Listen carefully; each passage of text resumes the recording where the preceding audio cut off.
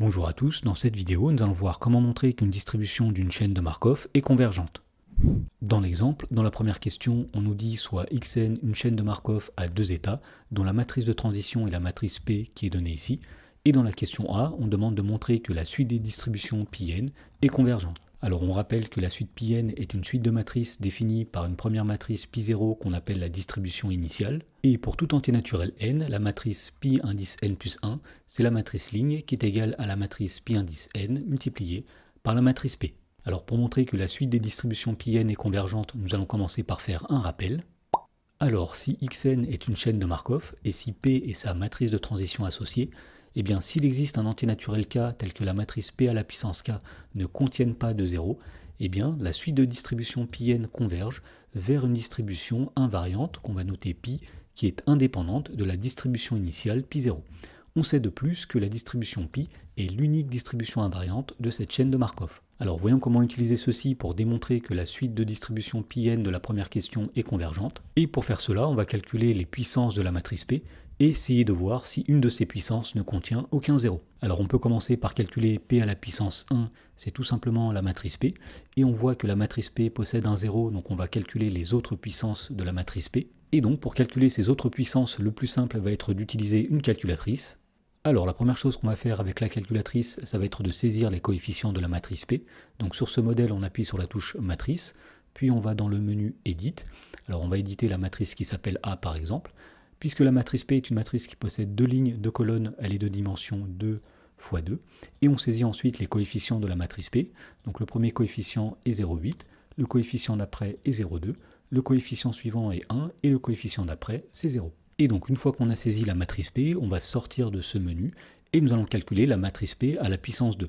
Donc pour ceci, on appuie sur la touche matrice, on va chercher la matrice qui représente la matrice P, c'est-à-dire la matrice qui s'appelle A ici, et nous la mettons à la puissance 2, et on obtient la matrice qui est ici. Et on voit que la matrice P au carré ne possède aucun 0, donc on peut s'arrêter là. Alors la matrice P au carré, c'est la matrice dont les coefficients sont 0,84, 0,16, 0,8 et 0,2.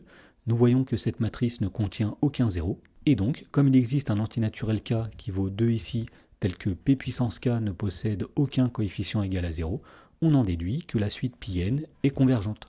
Dans la question B, on demande de montrer que la distribution Pi, dont les coefficients sont 5 sixièmes, 1 sixième, est une distribution invariante, et d'en déduire la limite de la suite Pn. Alors, on rappelle qu'une distribution Pi est invariante si Pi multiplié par la matrice P est égal à Pi. Donc pour montrer que la matrice qui est ici est une distribution invariante, nous allons calculer Pi fois P. Autrement dit, on va effectuer le produit de matrice de la matrice Pi, c'est-à-dire 5 sixièmes, 1 sixième, par la matrice P dont les coefficients sont 0,8, 0,2, 1 et 0. Donc pour calculer ce produit de matrice, on va tout d'abord faire 5 sixièmes fois 0,8 plus 1 sixième fois 1. Autrement dit, on va avoir 4 sixièmes plus 1 sixième, c'est-à-dire 5 sixièmes. Pour obtenir le deuxième coefficient, on va faire 5 sixièmes fois 0,2 plus 1 sixième fois 0, c'est-à-dire tout simplement 1 sixième. Et donc on retrouve ici la matrice Pi.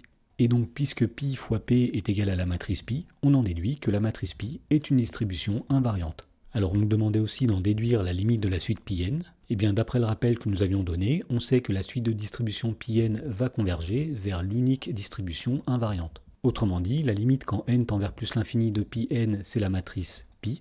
Autrement dit, c'est la matrice dont les coefficients valent 5 sixièmes et 1 sixième. Dans la question numéro 2, on nous dit soit Xn une chaîne de Markov à trois états, dont la matrice de transition associée est la matrice P qui est donnée ici, et dans la question A, on demande de montrer que la suite des distributions Pn est convergente. Donc pour montrer ceci, on va calculer les différentes puissances de la matrice P et essayer de voir si une de ces puissances ne contient aucun 0. Alors commençons par calculer P à la puissance 1, c'est-à-dire la matrice P. On voit que cette matrice possède des zéros, donc on va essayer de calculer les autres puissances de la matrice P. Et pour faire cela, on va à nouveau utiliser une calculatrice. Donc on va commencer par saisir les coefficients de la matrice P. Donc on va dans le menu matrice qui est ici, on va dans Edit, et on va éditer les coefficients de la matrice qui s'appelle A. Alors puisque la matrice P possède 3 lignes, 3 colonnes, ici nous mettons 3 fois 3, et on saisit les coefficients de P, donc le premier est 0,5, le deuxième est 0,5, le troisième est 0, etc. Et une fois qu'on a saisi les coefficients de la matrice P, on va sortir de ce menu et nous allons calculer les différentes puissances de P.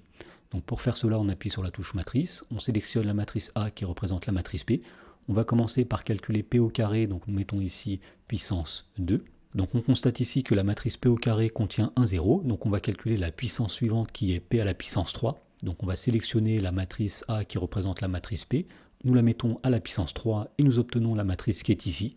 Et on voit donc que la matrice P puissance 3 ne contient aucun 0.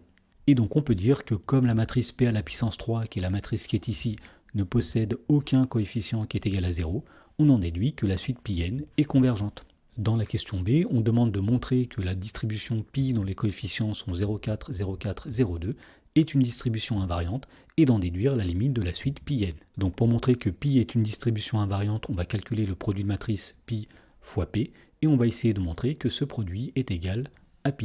Alors pour calculer π fois p, on va tout d'abord dire que π c'est la matrice dont les coefficients sont 0,4, 0,4, 0,2 et nous allons multiplier cette matrice par la matrice P, c'est-à-dire la matrice dont les coefficients sont 0,5, 0,5, 0 pour la première ligne, 0, 0,5, 0,5 pour la deuxième ligne, et 1, 0, 0 pour la troisième ligne. Alors le premier coefficient de cette matrice va être obtenu en faisant 0,4 fois 0,5, plus 0,4 fois 0, plus 0,2 fois 1, et on trouve 0,4.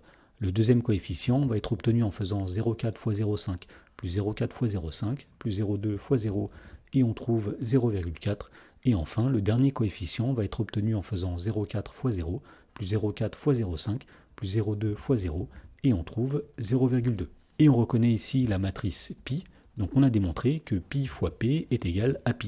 Et donc puisque la matrice π fois la matrice p est égale à la matrice π, on en déduit que π est une distribution invariante.